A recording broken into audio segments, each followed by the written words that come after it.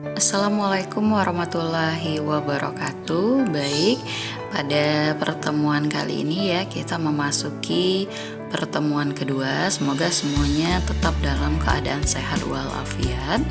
Dan di pertemuan kedua ini kita akan membahas materi yakni tentang bahasa Indonesia dan kedudukannya. Nah, ini merupakan salah satu contoh papan yang bertuliskan bahasa Indonesia sebagai penjaga persatuan dan kesatuan NKRI. Saya ambil contoh ini ya. Ini merupakan tulisan yang ada di daerah perbatasan Indonesia.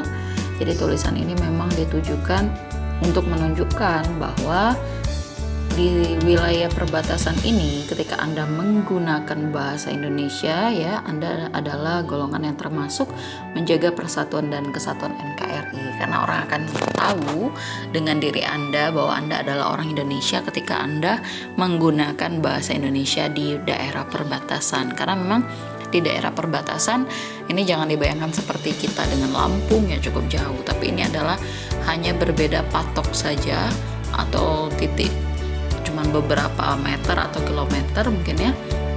Ini sudah menandakan wilayah kita berbatasan langsung dengan negara lain. Jadi papan ini menunjukkan bahwa kita adalah orang Indonesia dengan cara apa ya, menggunakan bahasa Indonesia tersebut.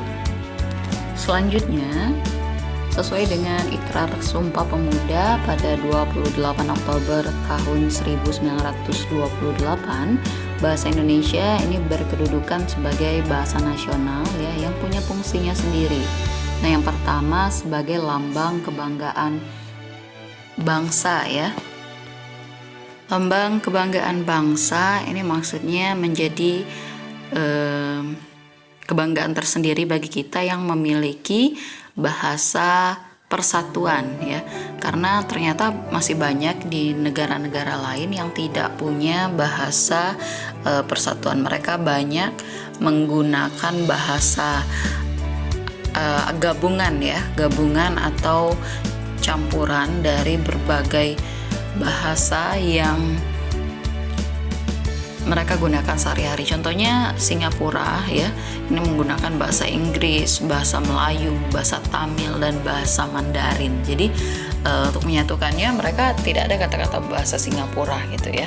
Sedangkan kita punya ya satu bahasa yang bisa digunakan secara global, yakni bahasa Indonesia. Nah, ini menjadi lambang kebanggaan nasional. Yang kedua, identitas nasional.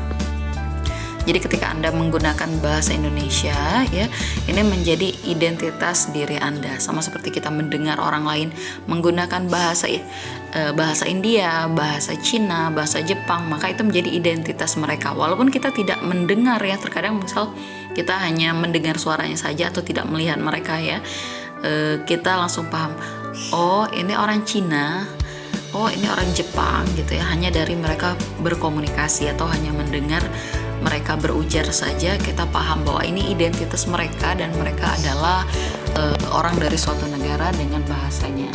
Yang ketiga, sebagai alat komunikasi antar masyarakat termasuk antar budaya. Jadi bahasa ini digunakan sebagai alat komunikasi ya, tidak hanya komunikasi secara umum, tapi juga antar masyarakat termasuk antar budaya. Karena memang ya bahasa ini digunakan untuk mengenalkan budaya dan banyak atribut dari negara itu sendiri. Dan yang terakhir sebagai alat pemersatu berbagai suku bangsa. Yang tadi ya, bagaimana suku-suku yang ada di Indonesia yang jumlahnya sangat banyak ya, ini dapat bersatu dengan menyatukan bahasanya. Jadi mereka tentunya memilih untuk menggunakan bahasa yang banyak sekali ya di Indonesia. Nah, bagaimana mereka menyatukannya ya, tentunya dengan bahasa Indonesia. Suku Jawa ketemu suku Sunda, ketemu suku Batak, ketemu suku Bugis, Betawi ya, mereka berkomunikasi jangan menggunakan bahasa mereka sendiri, tapi gunakanlah bahasa Indonesia ya, gunanya tadi untuk menjaga persatuan Indonesia tentunya dan memudahkan komunikasi antar suku ya. Bahasa Indonesia ini juga diatur penggunaannya pada bab 15 pasal 36 Undang-Undang Dasar 1945 yang menyatakan bahwa bahasa Indonesia sebagai bahasa negara yang punya fungsi yang pertama sebagai bahasa resmi kenegaraan ya, ini pasti ya digunakan dalam kegiatan kenegaraan.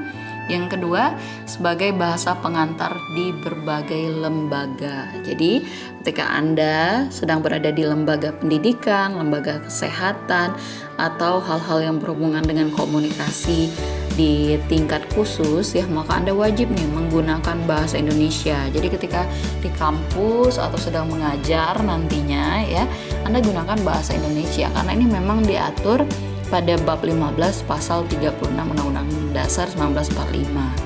Dan yang ketiga, bahasa Indonesia ini sebagai alat penghubung tingkat nasional pada pelaksanaan pembangunan. Jadi pembangunan di suatu wilayah ini harus menggunakan bahasa Indonesia. Banyak memang ya hal-hal yang masuk pada pelaksanaan pembangunan, sehingga agar tidak terjadinya miskomunikasi, gunakanlah bahasa penghubung yang sama ya dalam komunikasi tersebut, yakni bahasa Indonesia. Dan yang keempat, alat pengembang kebudayaan nasional, ilmu pengetahuan dan teknologi.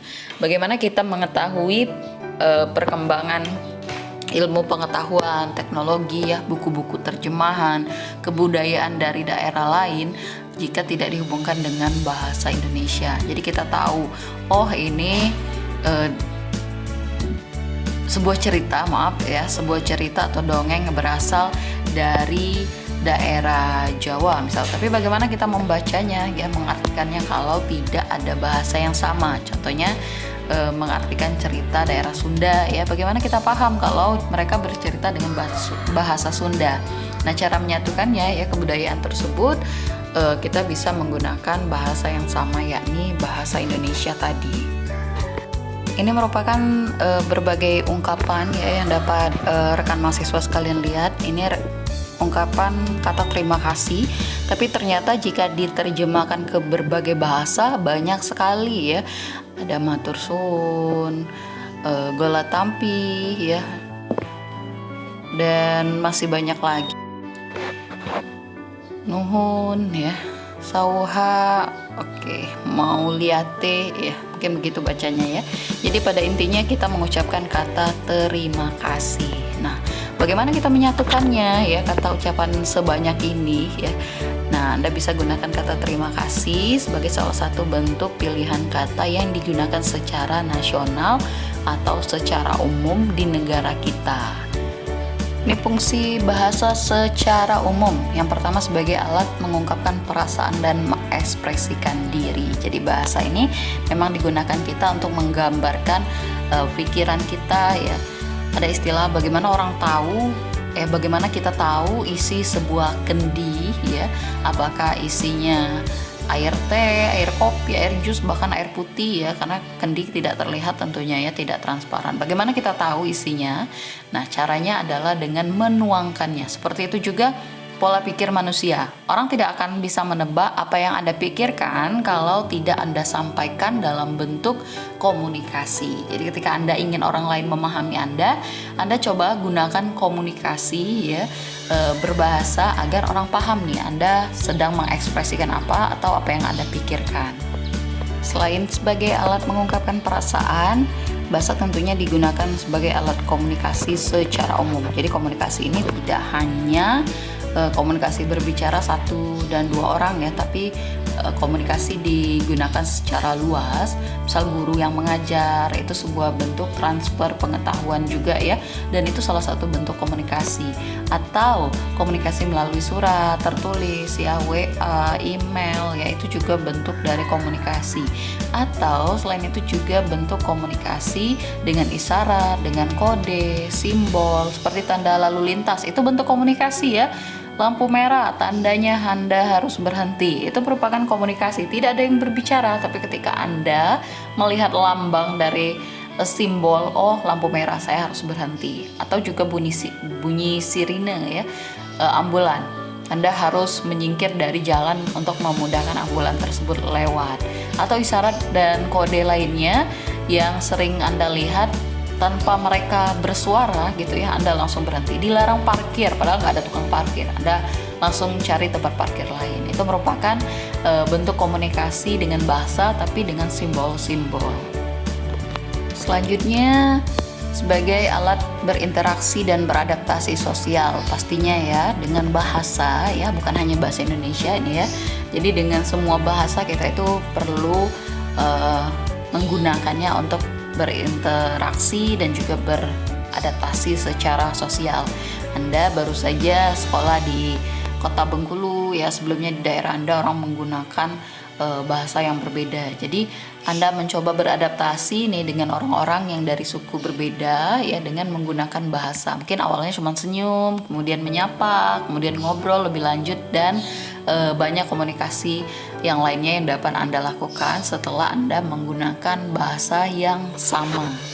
Jadi tidak hanya berkomunikasi dengan orang yang sedaerah, tapi orang yang dari suku lain, daerah lain juga Anda dapat ajak komunikasi dengan menyesuaikan diri ya terhadap orang tersebut, atau gunakan saja bahasa yang umum ya yang digunakan di tempat kita berada. Dan yang terakhir, sebagai alat kontrol sosial. Ini maksudnya mempengaruhi sikap, tingkah laku, tutur kata seseorang ya. Kontrol sosial ini dapat diterapkan pada diri sendiri dan juga masyarakat. Contohnya bahasa yang ada di buku pelajaran, di ceramah agama, itu ada informasi ternyata bisa mengontrol kita. Orasi ilmiah agama yang sering Anda dengar, ya itu juga mampu mengubah diri Anda. Atau juga ajakan orasi nih ya, mahasiswa kenapa bisa tertarik. Nah itu juga ada bahasa yang digunakan di sana. Selanjutnya, fungsi bahasa secara khusus ya, ini mengadakan hubungan dalam pergaulan sehari-hari. Manusia memang makhluk sosial tentunya ya, yang tidak lepas dari komunikasi dengan makhluk lainnya. Jadi komunikasi yang berlangsung ini dapat menggunakan bahasa formal atau bahasa Indonesia atau bahasa baku, dan juga bahasa non formal. Karena fungsi bahasa ya, bukan bahasa Indonesia saja, fungsi bahasa umumnya adalah untuk pergaulan kita sehari-hari, komunikasi atau menyampaikan maksud dan tujuan kita. Nah yang kedua, mewujudkan seni sastra.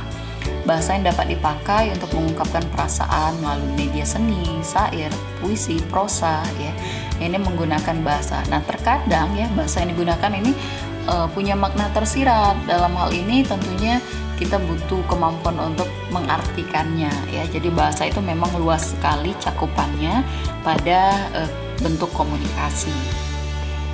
Selanjutnya, bahasa ini digunakan untuk mempelajari bahasa-bahasa kuno ya. Jadi banyak sekali bahasa-bahasa kuno atau naskah kuno yang ditemukan dalam prasasti atau juga mungkin ditulis di kayu ya kalau kita pelajari sejarah. Nah, bagaimana kita mengetahui bahasa mereka? Tentunya dengan penggunaan bahasa secara khusus ini ya. Ada penelitian yang mempelajari satu persatu bahasa-bahasa kuno agar dapat diartikan ke masa sekarang dan menceritakan sejarah mereka atau hal-hal yang mereka tulis pada bahasa kuno tersebut. Dan yang terakhir, untuk pengembangan iptek, ilmu pengetahuan dan teknologi. Dengan keingintahuan manusia serta akal pikiran yang sudah diberikan Tuhan, ternyata kita ini ingin sekali ya mengembangkan hal untuk mencapai kehidupan yang lebih baik. Contohnya saja ya, mengeksploitasi iptek. Jadi ada buku-buku yang sebenarnya tidak ada di Indonesia, digunakan dengan bahasa asing atau bahasa Jerman. Tapi karena kita ingin ilmu pengetahuan itu berkembang juga di negara kita, jadi buku asing tersebut diubah menjadi bahasa Indonesia agar pengetahuannya juga dapat didapatkan maksudnya ya oleh orang-orang Indonesia. Contohnya banyak sekali ya dari berbagai buku tersebut.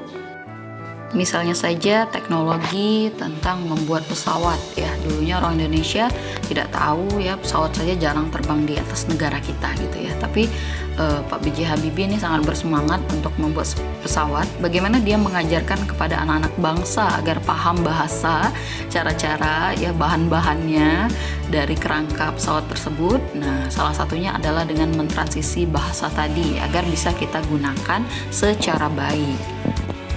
Dan yang terakhir ya, pesan saya ketika Anda menjadi guru nanti, jangan menggunakan bahasa Inggris di atas bahasa Indonesia.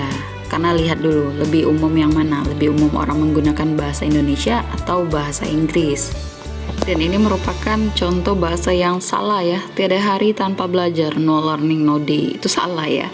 Jadi kalaupun Anda mau menggunakan bahasa asing dengan tujuan khusus, tentunya Anda harus belajar juga bagaimana pola penulisannya yang benar. Oke, kira-kira demikian. Baik, saya rasa cukup materi pengantar kita pada pertemuan kali ini.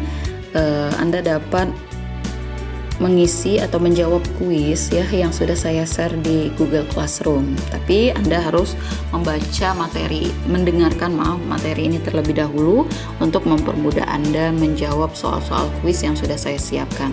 Terima kasih, semoga materi kali ini bermanfaat untuk kalian semua. Saya tutup kuliah kita di pertemuan kedua. Wassalamualaikum warahmatullahi wabarakatuh.